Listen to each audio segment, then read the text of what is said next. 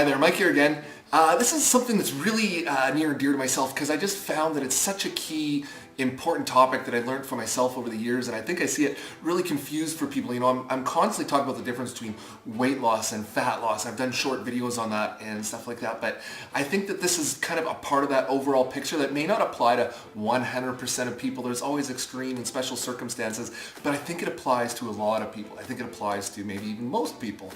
It certainly applies to me. So, you know, something that I think is really, really important that I've implemented over the past 26 years, this concept of fat loss over weight loss.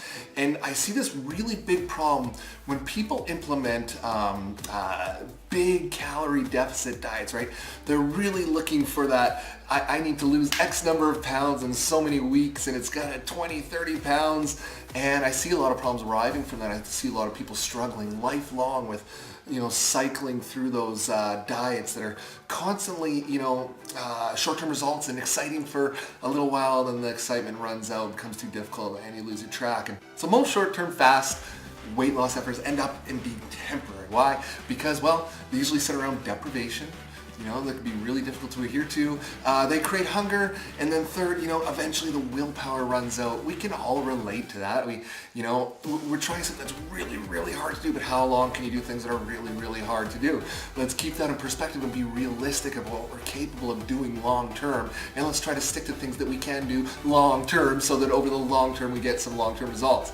Okay, so that's the first thing I'd like to mention. The second thing is, you know, when the body's in an extreme calorie deficit, you know, we'll burn both body fat and muscle. You know, that's going to result in a shorter metabolism. That's also a problem. And we're gonna have less strength. We're gonna have less energy, right? We're depriving. We're hurting ourselves. We're going without, and that's a second problem to these really big calorie deficits. I'm going to lose a lot of fat in a short period of time. That's a second problem we run into. And the third thing that's a problem is when dieters run out of willpower from the extreme diet, you know, they'll likely gain their previous weight back, right? You run out of willpower, then you just sort of start eating again. You lose a bunch of bad habits or of the good habits that you had gained because now you're frustrated. And when the weight's gained back, it's usually a lot of body fat. Now, why is that, right? So you dieted down, you lost a bunch of weight, you're kind of excited for a little while, you run out of willpower because it's hard to do, and now all of a sudden you're gaining back weight, but you're probably not eating the best. You're eating the same number of calories, you have less muscle. So percentage-wise, you gain back more fat than you originally started with. That's a terrible thing. That's a terrible thing for your metabolism, for the next time you try to diet. So in that case, right, we're going to wind up with a situation where our body fat percentage is higher even though we're the same weight before we started the diet. And your metabolism will be lower. There'll be less demand for the calories the next time you go around to diet, or even while you're at, you know, when you have a little bit more body fat and, you know, you have less demand for calories to be used for muscle because those calories are going towards to supporting your fat and storing. You're better at storing fat, right, when you have more of it. So in this situation, you're going to feel weaker and you're going to have less energy and you're going to be more likely to gain more body fat than before the weight even started, and that's a huge problem, and then the cycle continues, right? So the above example, you know, can apply to someone who creates a large calorie deficit from diet alone. So you're just like really restricting calories. You're not eating very much. Your body needs lots of calories to sustain itself, but you're having a big calorie deficit and now your body's starving to death, right? That's one situation, but it can also apply to people who are eating a large calorie deficit, but then they're also really going hardcore in the cardio over and over and over again. Look at a marathon runner, right? What does a build of a marathon runner look like? You know, oftentimes, you know, they really have that kind of frail, really skinny look, missing a lot of muscle mass. Yes, they can run a very large distance, but they're also looking kind of like maybe they're burning up a little bit too much of their body. So it's my opinion that prolonged large calorie deficits can be a really big problem for muscle loss. You know, and when it comes to fat gain, that's like the exact opposite of what I'm trying to achieve. I'm trying to keep my muscle. I'm trying to keep my metabolism. I'm trying to build myself up, getting stronger so I can burn off the fat, not melt everything off myself. And then next thing you know, I'm going to feel depleted or weak and frail and you know, struggling to kind of keep up that calorie deficit to keep losing weight. Does that make sense? So, you know, how should one try to lose weight? What should we do then, right? 'Cause it's kind of confusing. What about calories in, calories out, calorie deficit? Well, let's get into that. So how should one try to lose weight then, right? Well, let's think it in terms of fat loss instead of weight loss. Obviously, I've said this before in shorter videos, but, you know, to be a little bit more clear and have an opportunity here to elaborate, what I mean by that is, you know, first of all, put aside, nutrient requirements like vitamins and things like that are also important to our health. But when it comes to fat loss, let's think in terms of eat in a way that, an individual can consistently keep up a small calorie deficit. Find a way that keeps you, consistently eating a little bit less than you require. Not a large amount like we talked about earlier, but a small amount on a regular basis, on a consistent basis. Sometimes you might go over a little bit, but most of the time you stay under that burn rate that you do on a weekly basis, right? You kind of want to average out just sort of a little bit less than what you need. So that's the first step.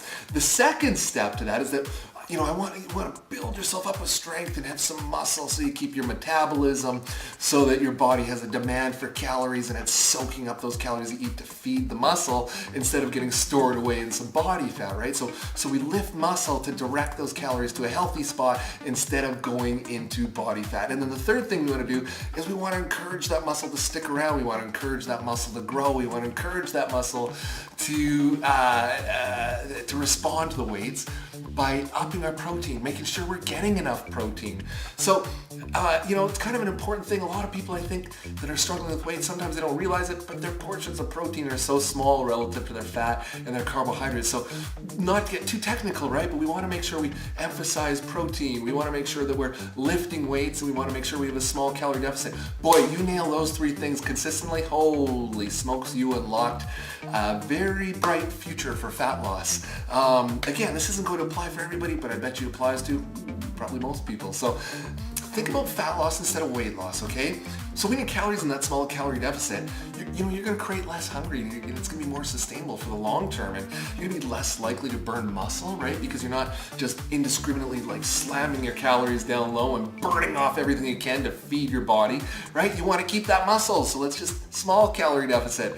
And then you're going to keep your metabolism because you're going to have more muscle. So if you can keep your muscle on, you're going to keep up your metabolism, you're going to keep up your strength, you're going to feel more powerful, and then the fat's going to melt away instead of melting away everything. So that's the first step of keeping that small calorie deficit instead of racing to lose too many calories at once, right? So when an individual also is lifting weights, it creates a demand for the calories that you're eating. It takes calories to work muscle, it takes calories to grow muscle, and it takes calories to keep your muscle.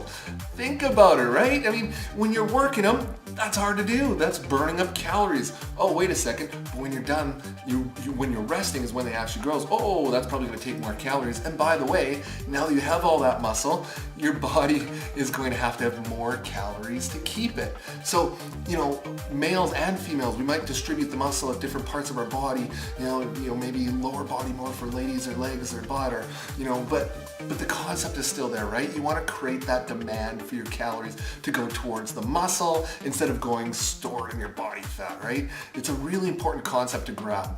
Muscle, right? When you have more muscle, it can keep your body weight up there, which is a good thing because that keeps your body revving so that you're going to get rid of the fat instead.